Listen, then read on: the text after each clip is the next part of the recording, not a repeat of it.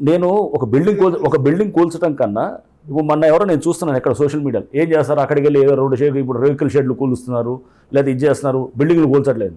కాదు, అక్కడ రేకుల షెడ్లు కూల్చడం అనేది ఒక పార్క్ ఉంటుంది, మొత్తం చుట్టూ ఫెన్సింగ్ వేసుకుంటాడు, దాంట్లో మధ్యలో రేకుల షెడ్ వేస్తాడు, చేస్తే దాన్ని కూలగొట్టేస్తాం. తీసిన తర్వాత వాళ్ళ మీద కేసు పెడతాం, కేసు పెట్టి ఆ ల్యాండ్ వెనక్కి తెస్తున్నాం. ఆ పార్కులో సపోజ్ 3 ఎకరాలు 5 ఎకరాలు ఉందనుకోండి, 100 కోట్ల ల్యాండ్ అది, దాన్ని రిట్రీవింగ్ బ్యాక్ తీసుకొస్తున్నాం. అంటే ఆడ కూలగొట్టింది పెద్ద బిల్డింగ్ అయితేనే ఇదేనే కాదు, ఆడ రేకులు ఉన్నా కానీ లేకపోతే అక్కడ షెడ్ ఉన్నా కానీ దాన్ని వెనక్కి తీసుకొస్తుంటే కనుక దానికి మనకి ఇప్పుడు ఎన్ని ఎకరాలు, దాదాపు 200 ఎకరాలు ఉంది, 200 ఎకరాల దాకా. సో దాని వాల్యూ ఎంత ఉంటుంది అప్రాక్సిమేట్లీ? మీరు సింపుల్గా ఇక్కడ మన సిటీలో ఒక 50 కోట్లు వేసుకున్నా కానీ 200 × 50 10,000 కోట్లు. 10,000 కోట్ల వర్త్ మీరు గవర్నమెంట్కు సేవ్ చేసినట్టు డెఫినెట్గా. అది అంటే అన్యక్రాంతం కాకుండానో లేకపోతే రేపు గవర్నమెంట్ ల్యాండ్స్ ఉన్నాయనో ఉంటుంది. ఈ ఇయర్ ఇంకా అసలు ఇప్పుడు అసలు యాక్చువల్ జరిగేది ఈ ఇయర్ జరుగుతుంది. ఈ ఇయర్ లో 10,000 కోట్లు డబ్బు కూడా కాదండి, అట్లా 10,000 కోట్లు ప్రభుత్వానికి వర్త్ ల్యాండ్ గవర్నమెంట్ కు తిరిగి తీసుకొచ్చారు. అది మనం ఎట్లా చూసారు, 10,000 కోట్లను చూడడం, ఇన్ని ఎకరాలు తీయటం తోటి 10,000 కోట్లు సేవ్ చేసాం అనిపిస్తుంది. అంతేగాని టార్గెట్ పెట్టుకొని నేను ఈ సంవత్సరం 1,00,000 కోట్లు చేస్తానని చెప్పి అట్లా ఉండదు. మనం ట్రాఫిక్లో కూడా అట్లా చేస్తాం.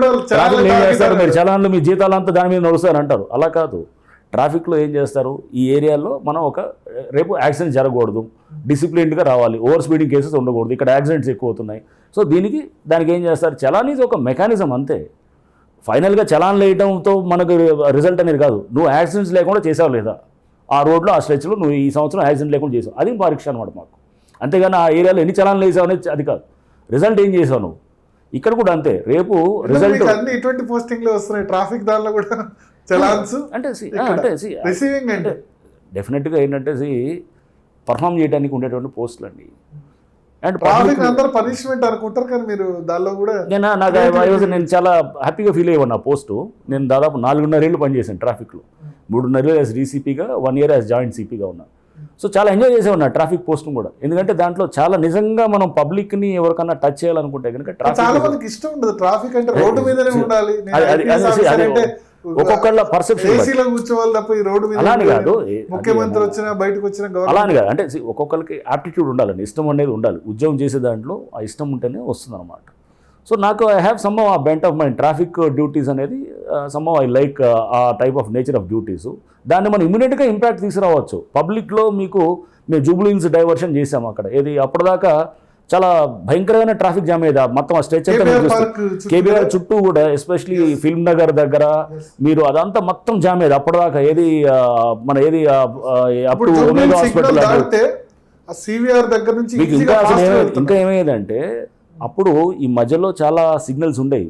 ఎప్పుడైతే శిల్పా ఫ్లైఓవర్, ఇప్పుడు మీరు గచ్చిబౌలి నుంచి వస్తే ఫ్లైఓవర్ తయారైన తర్వాత మళ్ళీ ఐకియా ఫ్లైఓవర్ వచ్చింది, డైరెక్ట్గా ఎక్కడ మీకు సిగ్నల్ తగలదు, డైరెక్ట్గా వచ్చేసి జూబ్లీ ఏది ఇక్కడ రోడ్ నెంబర్ 45 జంక్షన్ దగ్గరకు వస్తారు.